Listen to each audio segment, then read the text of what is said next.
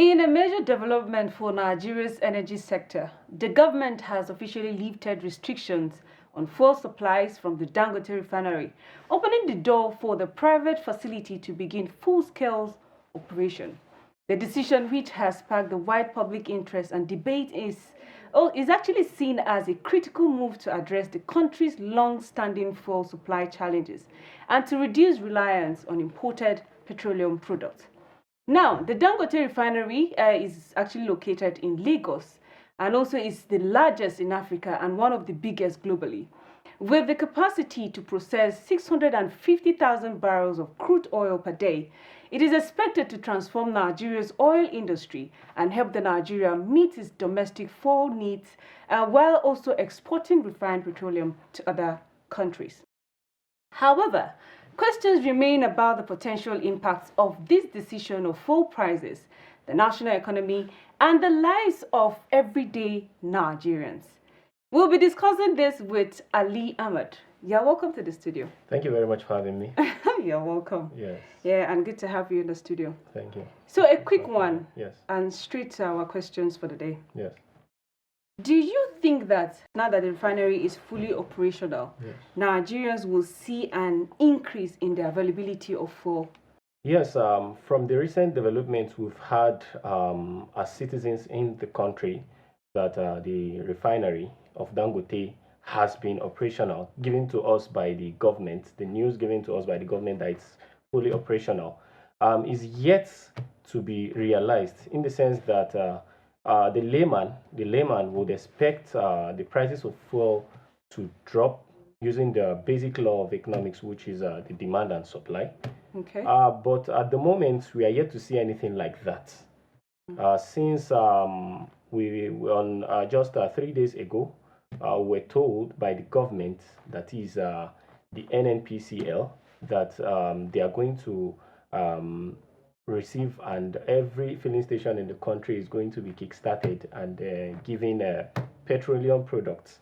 So for now, as a lay citizen, I don't think we've seen that reality come to play. Okay. Yes. So are you saying that the scarcity is still there? There's still queues on different filling stations in Nigeria? Yes, definitely. It's just something of a few days. It hasn't been brought to test. It is when we've entered a period and we have seen the capacity of supply of the petroleum product, that's when we can say, yes, the issue of this scarcity has been an old story. But for now, we are still having the issue of queuing and high pricing of the fuel for citizens that they had promised that we would be having in much quantity, or the supply would be as expected.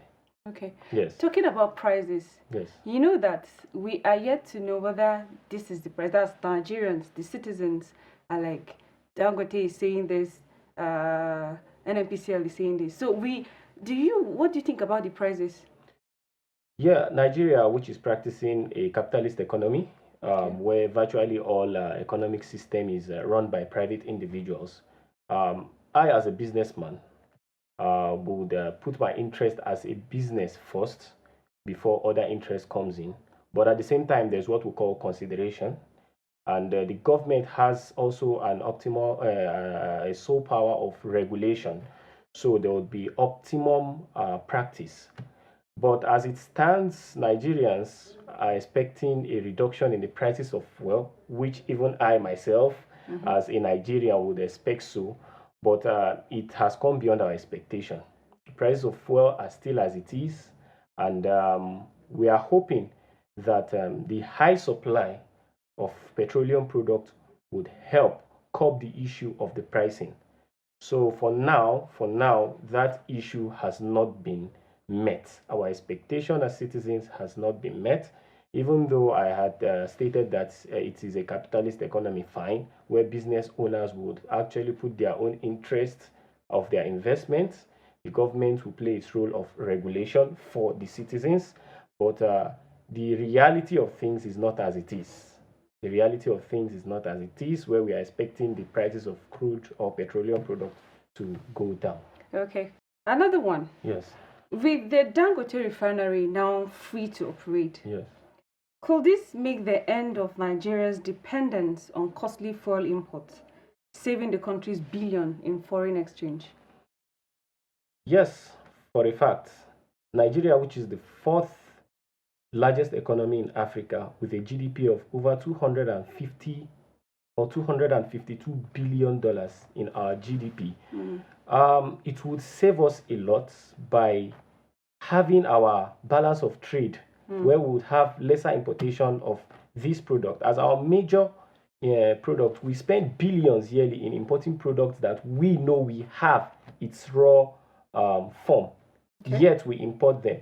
So this move of having Dangote's refinery built in Nigeria would help the general economy in the sense that when we refine our own product, we are able to consume our own products, and when we have higher supplies to citizens or we have surplus supply, we can then export, thereby helping the balance of trade get to a positive level, moving Nigeria from even the fourth largest economy to even the first level of the economy. Because in Africa, we don't even have any nation that has the types of resources we have. True.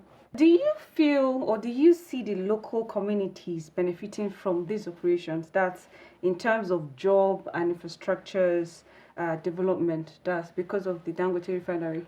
Yes, like from my statement earlier, which talked about the government being the major regulatory body, and Dangote, who is a private individual who created the refinery for himself and his shareholders who invested. Like every investor would always expect a return, and every government would always want to reduce the rates of the problem of its citizens. So the major factor is on the hands of the government if it plays its role of regulating the operation of the petroleum's distribution, its pricing, and other factors that would help the citizens directly and indirectly. And if it plays its role as it expects, I think not only local communities would benefit, even the government itself will benefit in the sense that we would be self-sufficient, our balance of trade would be positive, and Nigeria's level would elevate from where we are to where we expect to be. Okay. Yes. How will this affect the broader African oil markets? Like, since Nigeria is the largest producing oil country in Africa, how do you think this will change a lot for Africa? Yes. The market, oil market. Yes, from my emphasis that I made earlier, which is still talking about Nigeria as one of the major economic hub with a population of over 200 million people, a GDP of over $250 billion, with resources like petroleum, which is one of the major source of wealth for any nation. If the government can play its role perfectly by putting things in place, not only we Nigerians, like I said, the local communities and the government. Now, in a broader perspective, not only Nigeria would benefit, but the neighboring nations around Nigeria and Africa at large would benefit, in the sense that majority of African nations import petroleum products from overseas, and this in turn gives a deficient balance of payment to these nations. And with Nigeria kickstarting this, and in the nearest future we have a certain level of progress, it would not only benefit us as a nation, but also other nations around us and Africa as a whole. Okay. Yes. All right, a quick one. Yeah. I want you to say your last words to pertaining this. Okay.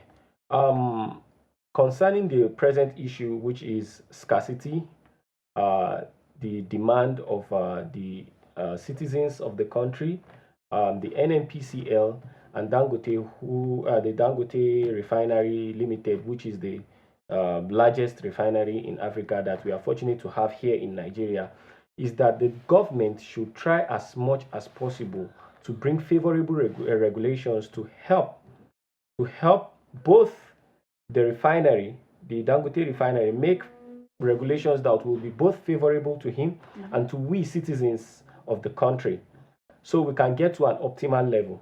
he as a business individual is satisfied, and we as citizens are satisfied. What do I mean here? When he produces his product, he is not strangled with the issue of losses or lower profits. And we as individuals will not be strangled with the issue of higher prices and scarcity. So it is left for the government and NNPCL to try as much as possible to bring up regulations to help curb the issue of demand and supply, like I said earlier. With the emergence of the Dangote Refinery's unrestricted fuel supply could signal a new chapter for Nigeria's energy independence. But questions lingers about its broader impact on the economy, fuel prices, and environmental sustainability. How these questions are answered in the coming months will be crucial for the country's future.